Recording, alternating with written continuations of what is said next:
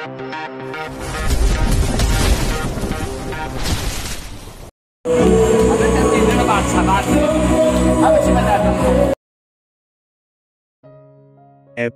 85. Gadis kecil untuk Presdir.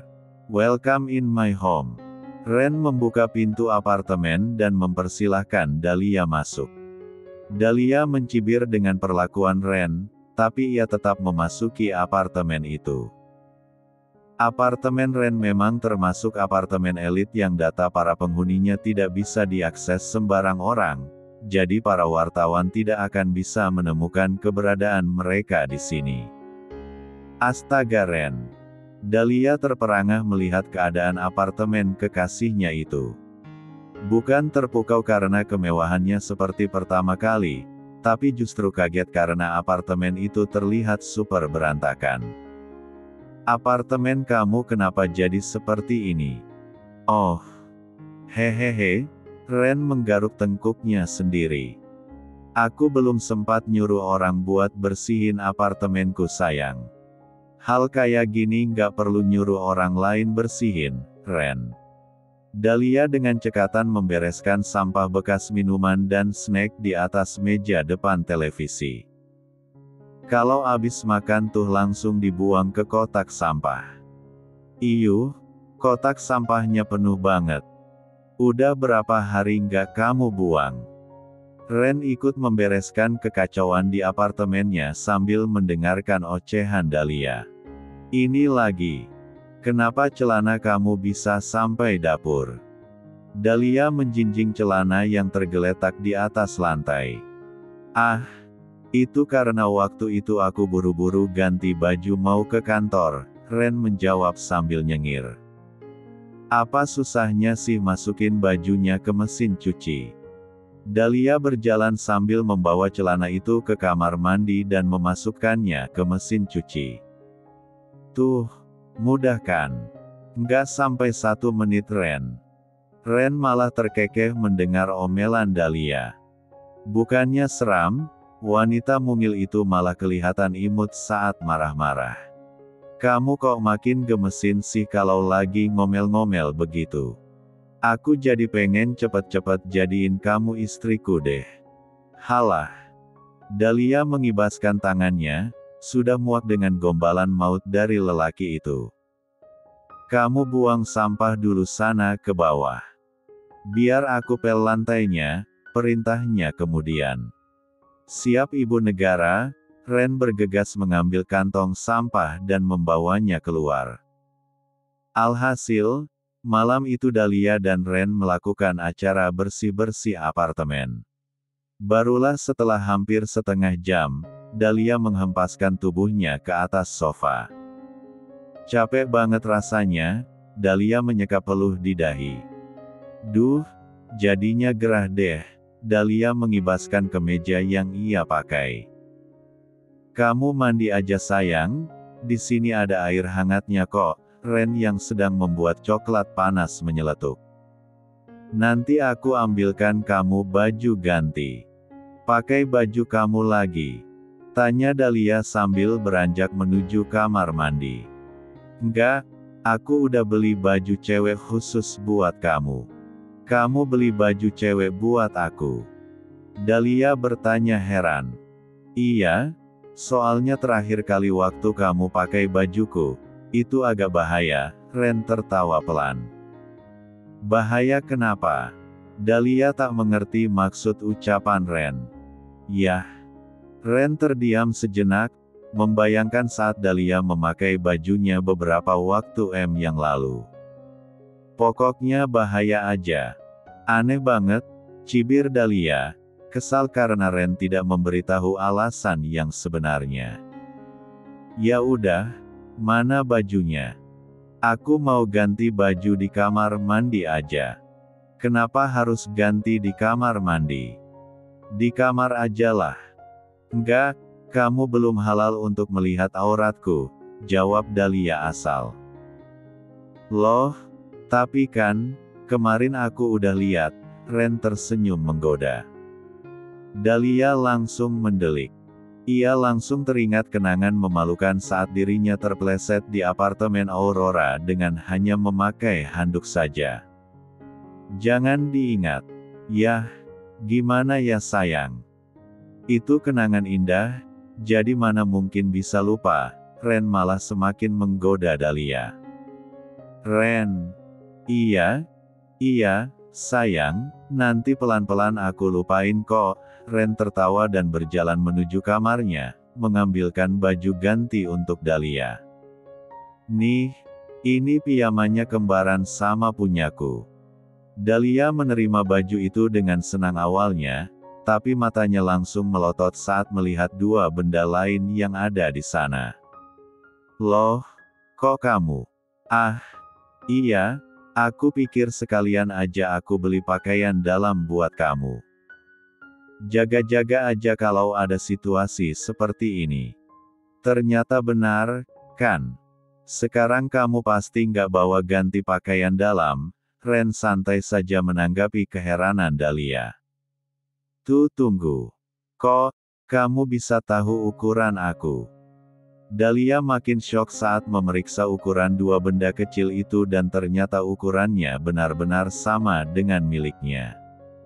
Yah, aku cuma kira-kira aja. Kayaknya kalau punya kamu itu segini. Ren mempraktikkan dengan tangannya, membuat wajah Dahlia langsung memerah malu. Dasar cowok mosum. Wah, ini sih udah nggak bener. Dahlia sekarang sudah memakai pakaian lengkap di dalam kamar mandi. Gimana bisa dia tahu ukuranku bahkan sampai ke dalam-dalamnya? Dahlia benar-benar masih merasa heran dengan hal itu. Apa itu hanya kebetulan saja Ren bisa menebak ukurannya dengan tepat? Ah, udahlah, bodoh amat. Dahlia mencoba tidak memikirkan hal itu lebih lanjut. Badannya sudah terlanjur lelah karena beres-beres apartemen. Ia kemudian keluar dari kamar mandi sambil membawa handuk untuk mengeringkan rambutnya yang basah. Ren. Dahlia memanggil Ren yang sudah duduk manis di depan televisi. Lelaki itu juga memakai piyama yang sama seperti yang dipakai Dahlia. Iya, sayang. Ren menoleh sambil tersenyum. Hairdryer di mana ya? Di kamarku, sebentar aku ambilin. Ren beranjak dari sofa dan pergi menuju kamarnya. Dahlia memilih menunggu sambil menonton televisi. Tak berselang lama, Ren keluar dengan membawa hairdryer. Dahlia pikir Ren akan memberikan benda itu padanya, tapi lelaki itu malah mencolokkan kabelnya ke stop kontak dan membawanya ke samping Dahlia. Dahlia terkejut karena Ren memegang rambutnya dan mulai mengeringkan rambutnya. Kamu ngapain? Aku bisa sendiri Ren. Let me, babe. Ren tersenyum dan meneruskan aktivitasnya. Dahlia akhirnya hanya bisa pasrah. Rambut kamu wangi, ujar Ren di tengah aktivitasnya mengeringkan rambut. Aku suka. Kan aku pakai sampo di kamar mandi kamu Ren, gimana sih? Dahlia menjawab heran. Ya itu, aku suka karena wangi kamu sama kayak aku. Ren mendekatkan hidungnya pada area leher belakang Dahlia. Badan kamu juga wanginya kayak wangiku. Dahlia bisa merasakan badannya merinding luar biasa saat Ren melakukan itu. Tapi Dahlia mencoba bersikap tenang dan tak terlalu menampakkan rasa terkejutnya. Sabun kamu mahal, jadi wanginya enak, ucap Dahlia. Ah, enggak juga. Kamu pakai sabun dan parfum murahan pun baunya tetap enak kok. Oh, ya. Kamu pasti belum pernah cium bauku kalau abis masak di rumah orang tuaku. Badanku bau asep dan bumbu dapur. Kapan-kapan aku akan cium kamu kalau kita lagi di sana. Silahkan kalau mampu menghadapi golok bapakku. Dahlia terkekeh. Udah Ren, kayaknya rambutku udah kering deh. Dahlia merasa tidak nyaman karena lelaki itu masih mengelus-ngelus rambutnya dari belakang. Apalagi saat jari jemari Ren menyentuh leher belakangnya. Rasanya seperti ada aliran listrik yang menyengat dari sana. Ren akhirnya mematikan hairdryer dan menaruhnya hati-hati di lantai. Dahlia bernapas lega, ia pikir Ren akan segera pergi dari sana. Tapi, tak disangka-sangka, pria itu malah memeluknya dari belakang. "Ren, begini dulu sayang, please." Ren menelusupkan kepalanya pada bahu Dahlia. "Aku kangen banget sama kamu soalnya." Dahlia mematung. Ingin melepaskan diri, tapi ia tak tega saat mendengar suara serak Ren yang terdengar memohon. "Setelah kamu menghilang, aku selalu bermimpi kamu meninggalkan aku. Dan di sana aku nggak bisa meraih punggung kamu sama sekali." Dahlia terdiam. Ia tak menyangka jika keputusannya untuk menghilang sementara dari Ren ternyata menimbulkan efek sebesar itu. Bahkan Ren sampai bermimpi buruk karenanya. "Maaf." Dahlia berkata lirih. "Nggak usah minta maaf, karena itu salahku." Ren menggelengkan kepalanya yang masih berada di bahu Dahlia, membuat sensasi menggelitik karena rambut lelaki itu menyentuh lehernya. "Aku cuma ingin kamu janji nggak akan meninggalkan aku lagi." "Iya, aku janji Ren." Dahlia mengelus lengan Ren yang memeluknya. "Aku janji tidak akan meninggalkan kamu lagi. Selamanya." Tanya Ren memastikan. "Selamanya, sampai maut memisahkan kita." Dahlia mengangguk yakin. Episode 86. "Ren, aku memutuskan untuk resign secepatnya dari kantor," ucap Dahlia masih dalam posisi berada dalam pelukan Ren. "Apa? Kenapa begitu?" Ren mengangkat kepalanya dari bahu Dahlia dan bertanya heran. "Bukannya kamu bilang mau resign setelah kita punya anak?" "Aku sih niatnya memang begitu. Tapi, setelah kamu mengumumkan soal pernikahan kita di depan para wartawan, mustahil aku bisa bekerja dengan tenang setelah ini." Dahlia menghela napas panjang. "Tidak cuma para karyawan yang akan terus bersikap canggung karena tahu kalau aku adalah istri kamu, para wartawan juga akan terus mengincar aku untuk mencari berita." "Betul juga." Ren menganggukkan kepalanya. "Atau begini saja, kamu tidak usah bekerja di tim marketing lagi. Kamu jadi asisten pribadiku saja." "Untuk apa? Bukannya sekretaris CEO udah banyak? Tugas mereka kan untuk urusan pekerjaan, sementara tugas kamu nanti untuk mengurusi aku." Ren tersenyum jahil. "Enggak," geleng Dahlia cepat. "Aku nggak mau dapat kerjaan dari orang dalam. Apalagi kerjaan nggak jelas begitu." "Kok nggak jelas, sih? Padahal kan CEO juga butuh diurusi secara pribadi sayang. Kalau cuma buat mengurus kamu, aku sih nggak perlu jadi asisten. Kan aku sebentar lagi juga akan jadi istri kamu." "Oh, iya juga ya." Ren nyengir dan semakin mengeratkan pelukannya pada Dahlia. "Sayang, hari ini kita tidur bareng ya." "Ren, aku nggak mau ya kita melakukan sesuatu di luar batas sebelum menikah." "Kamu memikirkan apa? Aku kan cuma mengajak tidur. Jadi kita memejamkan mata bersama, berbaring di kasur yang sama, dan bermimpi indah masing-masing." "Yakin maksud ucapan kamu tadi cuma itu?" Dahlia bertanya menyelidik. "Hehe, kamu tahu aja isi pikiranku." Ren terkekeh. "Tapi beneran kok, kali ini kita cuma tidur aja sambil pegangan tangan." "Swear?" Ren mengangkat dua jarinya membentuk huruf V untuk meyakinkan Dahlia. "Benar? Ya.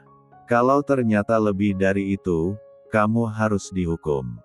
ancam Dahlia. "Ah, siap." Ren beranjak dari sofa dan mengangkat Dahlia dalam gendongannya. Ren.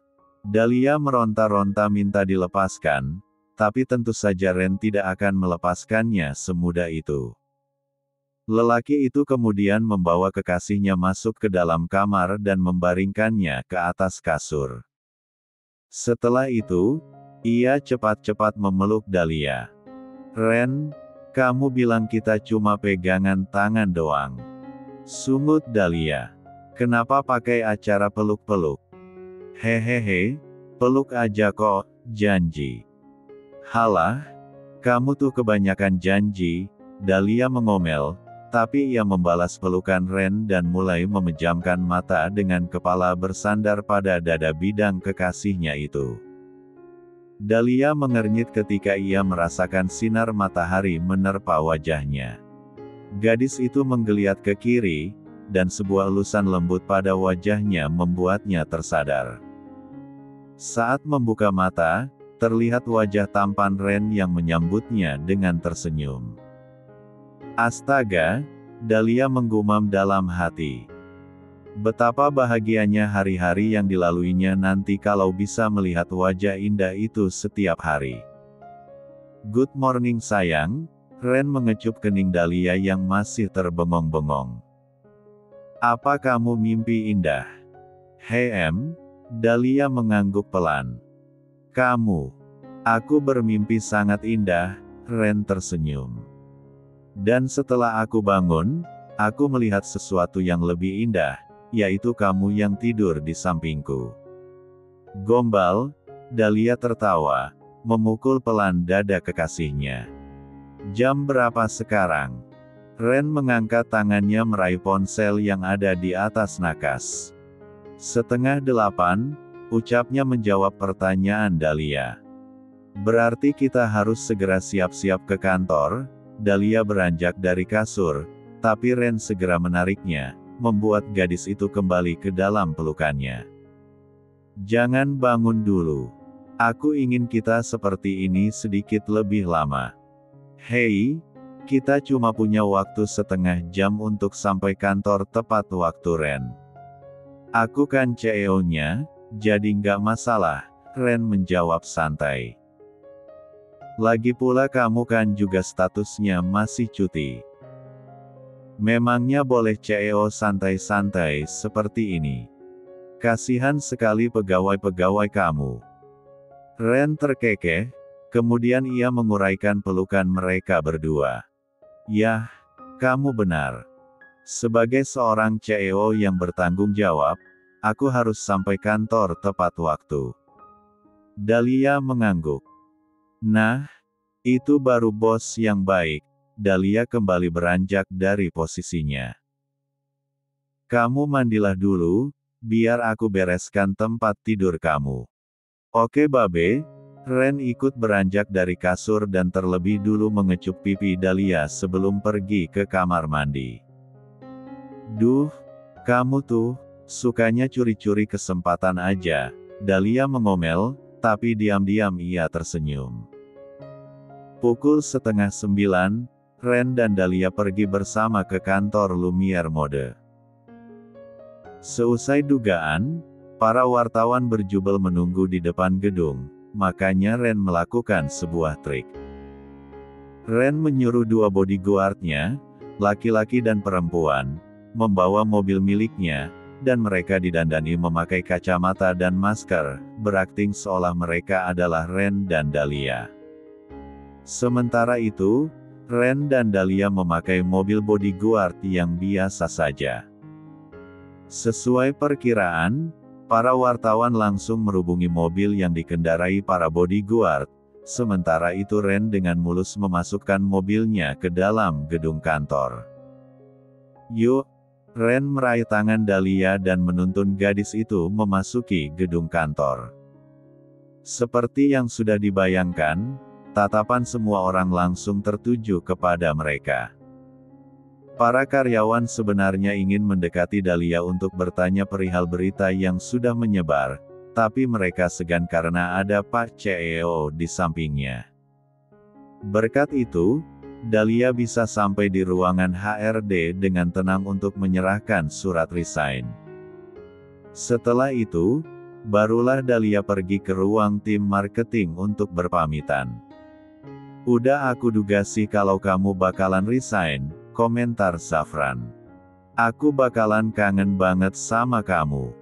Jangan ngomong begitu, nanti aku dimarahi pacarmu, ujar Dahlia. Harusnya kamu senang karena kalau aku keluar, kamu yang akan menggantikan posisiku. Aku ragu bisa menggantikan kinerja kamu yang luar biasa. Ayolah, jangan merendah begitu, kamu pasti bisa. Dahlia menepuk bahu Zafran. Apalagi kan ada Hani yang akan membantu kamu. Nah itu dia, Zafran berbisik dan melirik Hani takut-takut. Aku nggak berani menghadapi Mbak Hani. Emangnya lo pikir gue itu hantu apa gimana? Hani tiba-tiba muncul di belakang Zafran. Dahlia, meskipun lo resign, gue tetap mau minta tolong ya kalau sekiranya ada beberapa berkas yang gue butuhin. Siap, bos. Dahlia memberi hormat ala militer. Jangan panggil Mbak Hani bos dong, Mbak. Kan sekarang bosnya Mbak Dahlia, salah ya, Nyonya Dahlia, celetuk salah seorang karyawan wanita. Ucapannya itu sontak mengundang gelak tawa karyawan lain. Ada-ada aja kamu, Dahlia tertawa. Mbak, kita diundang ke nikahan gak, nih? Seru seorang karyawan laki-laki. Tenang aja, kalian bakalan diundang kok. Tapi nanti aja pas resepsi di Jakarta. Kalau di kampungku nanti kejauhan. Asyik. Bisa caper sama cowok-cowok tajir dong. Tukas beberapa karyawan wanita heboh. Iya, siapa tahu nasib kita bagus kayak Mbak Dahlia. Jadi bisa ketemu cowok tampan dan kaya raya di sana. Dahlia hanya bisa menggelengkan kepalanya mendengar celotehan mereka. Di lain sisi, ada rasa sedih menyeruak di dalam dirinya karena menyadari sebentar lagi dia tidak akan di sini lagi. Selamat tinggal tim marketing dan Lumiere Mode.